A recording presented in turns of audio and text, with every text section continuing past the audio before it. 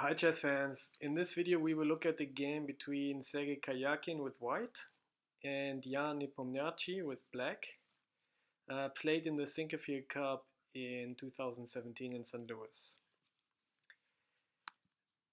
Sergey played e4 and Jan responded with d6, and after d4, knight f6, knight c3, g6, f4 we have reached the Pirc opening. Black continued with bishop g7, white played bishop d3, castle, knight f3, knight c6. All of this is the main variation, and typically white continues with castle here. Now Sergey played a move that is not part of any theory. He played bishop e2, and what's the purpose behind this move? Why did Karjakin play this move? Well, it's moving the bishop a second time, but it's a move that actually makes a lot of sense because the queen is protecting the pawn here on d4.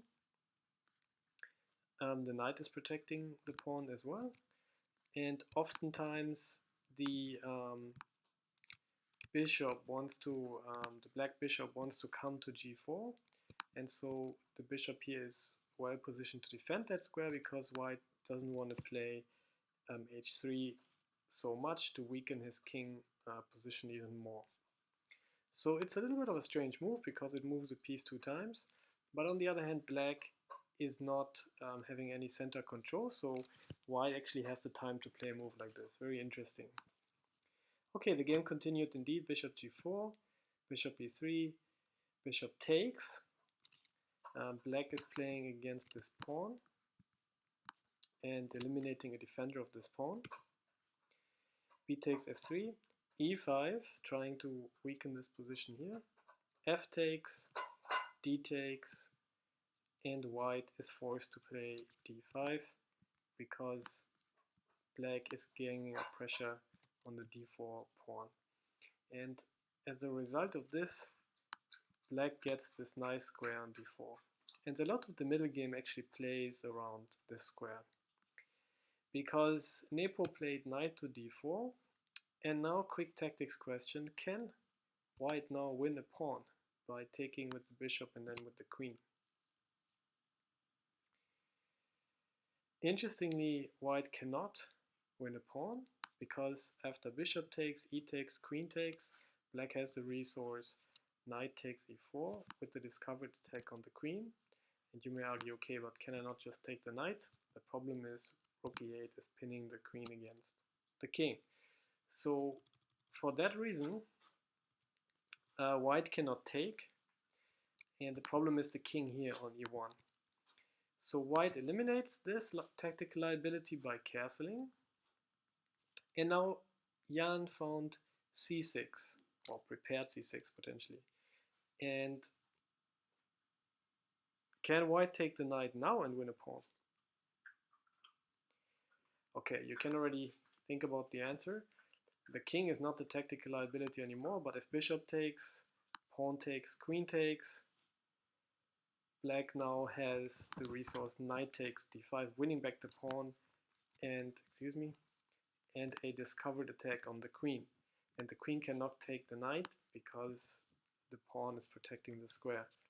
If black was to retake with the queen, then the knight could retake the queen and black would stay material up. So that was the purpose behind c6. So c6 is actually challenging the pawn here on d5 and also protecting this knight on d4 tactically. So Sergey played d takes c6, eliminating this threat, and at the same time the move also opens up the position for the queen. And Jan didn't decide to play knight takes because he was just happy having the knight here on d4. And after b takes c, he is having a little weakness here, but he is claiming this knight, which now cannot be exchanged so easily. If white ever were to take with the bishop, the pawn becomes very strong here and is protected by the queen, potentially by the next pawn here, and also if this knight moves away by the bishop. So Black is arguing, Jan is arguing that the strong knight compensates for these weaknesses. And indeed, this knight is very strong on d4, and so the game continues to focus around the d4 square. Sergey played knight to e2, attempting to exchange this monster knight with the, actually threatening to win a pawn again, the old motive. And after queen c7, again, can white now take the knight? Turns out again, after knight takes, e takes, bishop takes, the rook is pinning the bishop against the queen, and now the queen has become a tactical liability. So the purpose behind the move queen to c7 was to open the square for the rook, and again tactically justifying this knight here. But now it also becomes clear that the purpose of the knight move to e2 was not only to attack the knight on d5, but also preparing c3. And after queen c7, this is exactly what Sergey played. He is saying, okay, I am taking control of the square now. I've put my pieces on a little bit passive position, but I'm going to take control of the square. Okay, Nepo exchanged the knight for the bishop, so white does not have the bishop pair anymore. And if we look at this position here, black has weaknesses now here on these pawns, but white also has a little bit of an open king and potentially also weaknesses here on the king side. So the position is about equal. Black now plays knight to h5 to maybe open up for attacks on the king, and the knight and the queen typically coordinate really well. The knight is also eyeing to jump to the square f4, where if exchanged here, it would open up the diagonal for the bishop, because the pawn would retake and vacate the diagonal. White played the move queen to d3, and this is a very interesting move because maybe some players would have played queen to a4. It looks a little bit more active, and the queen is attacking two of the weaknesses. But Sergey is actually wanting to maintain control over the light squares via this way, and the queen wants to go to c4 anyways. And after rook fd8, the queen goes to c4, and arguably this is the strongest square for the queen, because it is together with the dark squared bishop, it is controlling both the light squares and the dark squares, and is ready to attack the weaknesses in black's camp. Black is attempting to take advantage at the same time of the d-file, attempting to doubling the rook. The d-file is an asset in the position that black has, and white exchanges a rook. And now in this position, white played a very interesting move, b4. And have a look at this position. What is the purpose behind this move? Okay, black has these weaknesses here, and the idea of b4, even though it might look a bit funny and you might argue, well, doesn't this weaken this pawn here? The idea is to push the pawns forward and to fix the weaknesses in black's camp. Black would love, if white hadn't played b4, black would himself love to play a5 at some point, taking healing this weakness, and white is preventing this and trying to fix the weaknesses in black camp. Okay, black played queen to d6. Black is trying to take advantage of his asset, which is the d-file. But after queen a6, attacking the pawn on a7, the queen is forced to drop back, and white continues with this plan of pushing the pawns and fixing the weakness.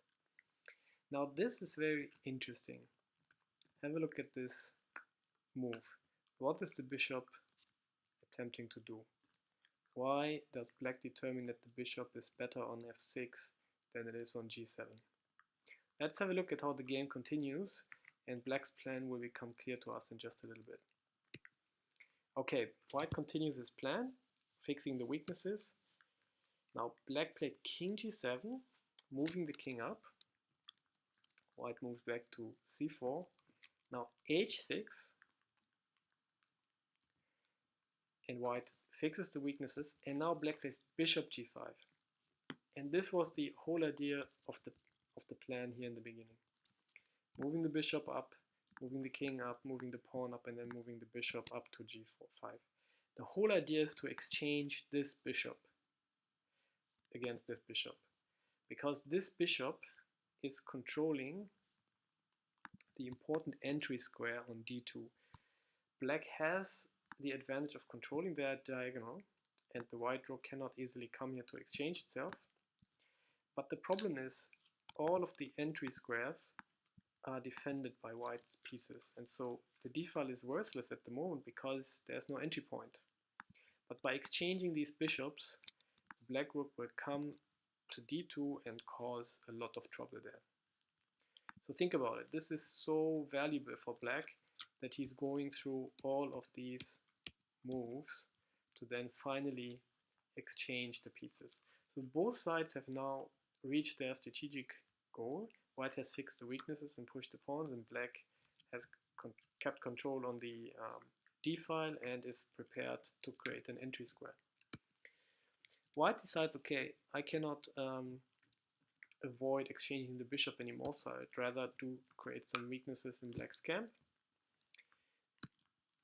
And white is getting ready to attack now from c5 all of the weaknesses in black's camp, and maybe also eyeing a little bit for dark square control.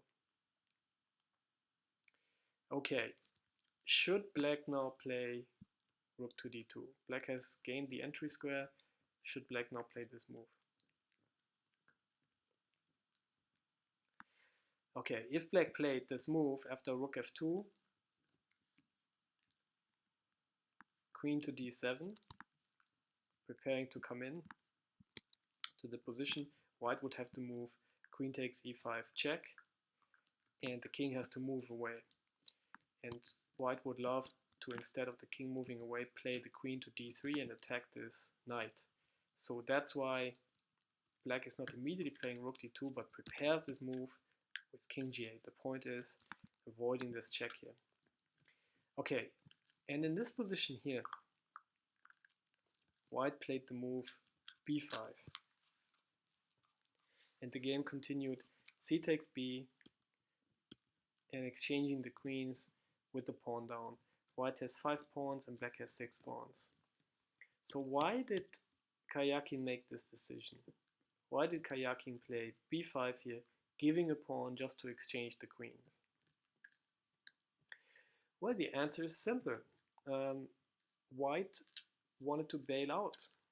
White wanted to force an exchange into a drawn ending, because if rook to d2, white can play queen takes c6, and if the queens get exchanged, white simply wins. So black is simply losing a pawn, and the best move is, according to the engine, something like queen to d8. But white has now won a pawn, and together with the queen, these pawns are very strong. Even though the game is not over, and black has a lot of counterplay now. So that's why black didn't play rook to d2, but black himself decided to accept this ending with the pawn up. If white had followed a slower plan, for example in this position to play c4 to then prepare b5, after all white's plan is, locking the queen to the defense of the weaknesses and otherwise pushing the pawns forward, then let's have a look how powerful rook d2, the whole idea of rook d2 is. So rook d2 is attacking the knight. If white wants to defend this knight, the queen comes in onto the d file as well, planning to attack the knight.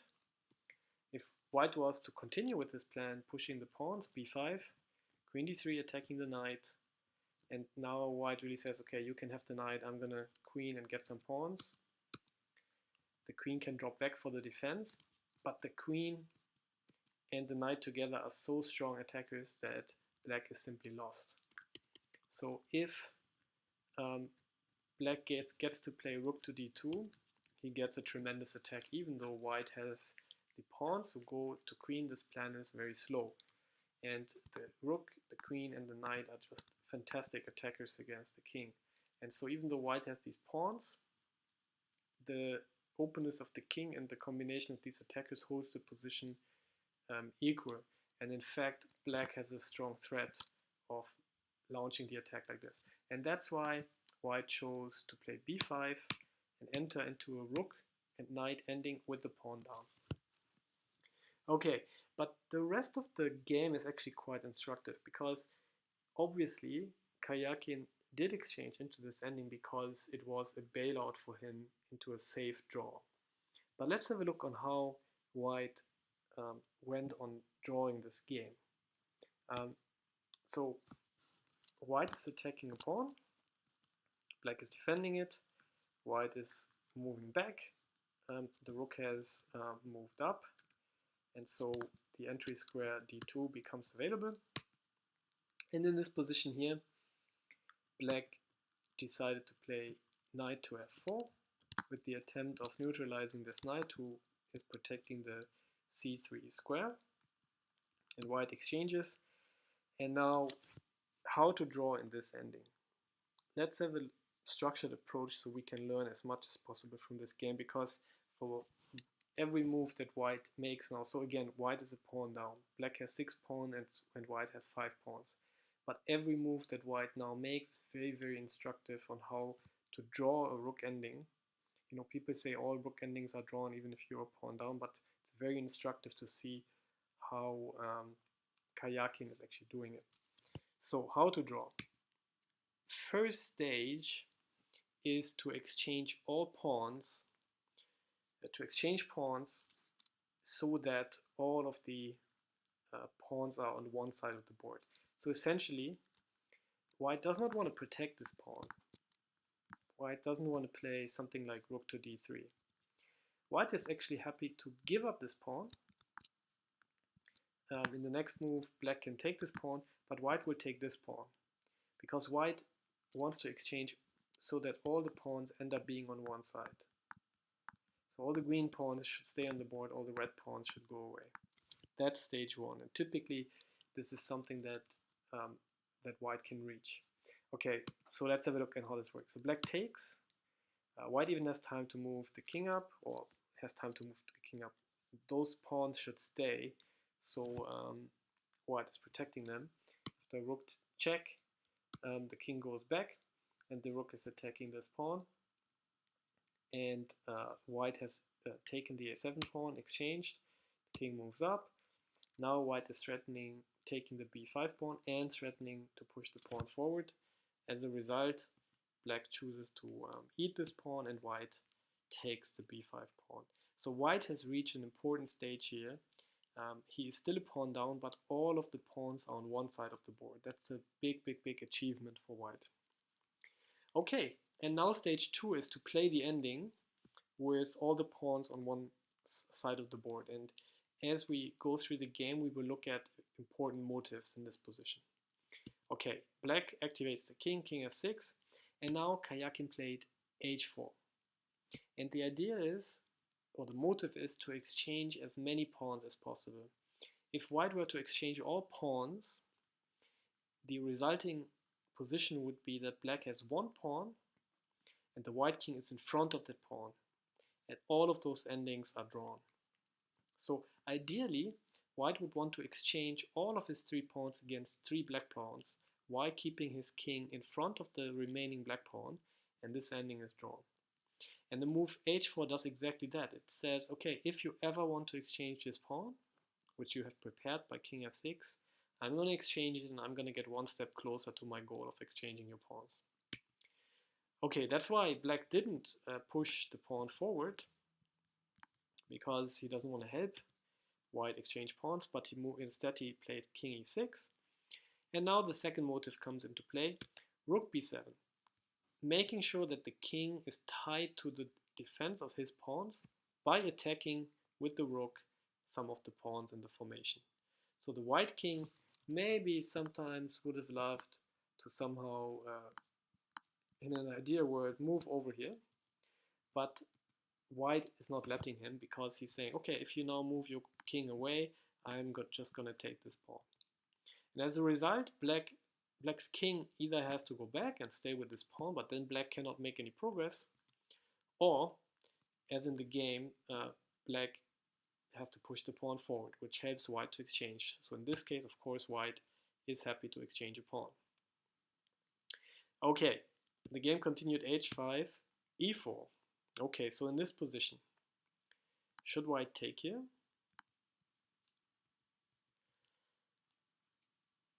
Or what should white play? So here an important motive comes into play. Counterattack. White has a passed pawn, and this passed pawn is worth a lot. The further, and it gets more valuable the further down it races down the board. And especially in this position, if black were to take like this, it's an immediate draw, because the rook and the king, just can eat up these pawns, and white has this pawn here, so white even has winning chances. But as in the game, the pawn moved forward, but no worries. A formation like this would of course be a lost pawn ending, but with the rook on the board, it's no problem. So white is happy to allow this because the important motive is counterattack. If we got some counterplay, we always want to take it in rook endings. Okay, e3, h7. So now black really has to pay attention. The rook has to drop back. The king moves in front of the pawns. This is the ideal position. And the king moves closer to the pawn to get it. So this is an ideal setup because the white rook is defending the pawn. The pawn is one step away from queening. If the pawn is one step away from queening, it means that this rook is tied to the defense of this square. And if it is protected by the rook, it means that the black king has to approach the pawn and work together with the rook to win the pawn. Now white even has this tactical move of playing rook h7 because the rook cannot take, because the pawn would queen. So white is toying a bit with black. So the rook moves in front of the pawn, getting ready to take it. And the king moves forward and in front of the pawns, which is the ideal position for the king. And here comes in another motive. Sell the pawn as expensive as possible. So black is now threatening to win this pawn. And of course we don't want to exchange the rooks, because the resulting pawn ending would be lost. But we wait until we take this rook away. We have improved our king. The king has moved from here to here. We have stayed here put with the rook, and only now that black will win the pawn in the next move, we are moving the rook to better purposes. So the motive is to sell the pawn as expensive as possible. And expensive in this case means that the king had to drop all the way back and the rook had to waste a lot of moves, allowing us to get into a perfect position. Okay, rook takes. Of course not king takes, because black wants to have his king as close as possible to the action. Rook takes, and now the rook eats the pawn, and now we have reached a position where almost all the pawns are exchanged, and in fact if one of the last pawns got exchanged, the game is drawn for sure, because the white king is in front of the pawn. Okay, the king attacks the rook drops back, and rook e7 protects this pawn, because the king was threatening to take it. Okay, in this position here, another a little bit more rare motive, but important motive comes in, f4 check. The motive is to disconnect black's pawns. That's always good. So this pawn is protected by the rook, and the rook has a lot of squares to move around here while keeping the protection of the pawn. The king is attacking this pawn, and so as a result, this rook is tied down to the protection of the pawn, and this rook just continues protecting this pawn. So it's very hard for black to make progress this way. Game continued, king g4, rook b4, king g3, the rook just goes back and forth. And once the rook moves away, the king can take the pawn. And now white even has an extra pawn here, so the material is equal. But even if this pawn here on f4 was not there, the ending is a dead draw. After rook e7 check, king drops back, the king moves to f3, king d1. So it's just important that the king is close to being in front of the pawn. Once this pawn is away, the king wants to be in front of the pawn. So that's why the king is not, for example, moving here, but the king is moving to d1 to stay close to being in front of the pawn. Rook e8. And now white played rook b4, so both of the rooks are saying, okay, we can just wait. And black is trying to prove that he can make progress with rook h8. And white now threatens to take the pawn on f5. So the rook has to protect it from the side. The king moves further and closer in front of the pawn. And white actually allows the king to take the pawn. And in the next step, the king can move in front of the pawn, and the game is drawn. So this motive is an elementary ending. How to draw this game is something that, you know, I did some videos about, but you can also look it up in one of the endgame books that you have. Basically, the game is always drawn when the king is in front of the pawn, as I've said. And for the knight and rook pawn, we want to do the passive defense. The rook simply drops back and stays here, and the king stays on one of these two squares. And like in this case, if it's a center pawn or a bishop pawn, the defense is basically the king stays in front of the pawn, just moves back and forth, and the rook is giving checks from the side, or alternatively dropping back and giving checks from behind.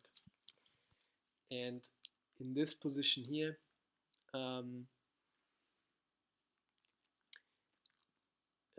another defensive resource is an even easier one, which is the Philidor defense. And I believe in this position here it's easiest if white blocks the third rank here, so the king cannot make progress. And the point is that whenever these rooks get exchanged,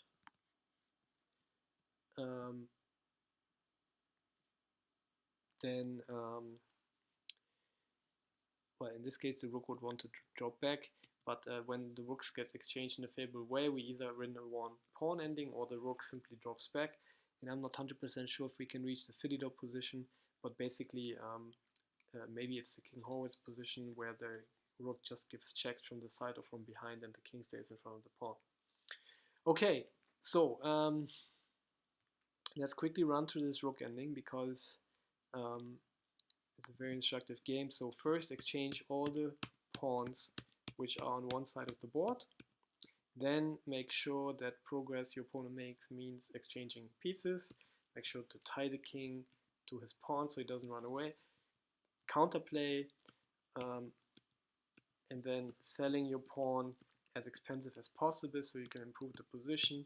Then exchanging pawns, disconnecting the opponent's pawns, and then exchanging into a elementary drawn ending. And if you don't know all those, just remember bringing the king in front of the pawn. Okay, thanks a lot for watching, guys. Hope to see you again next time.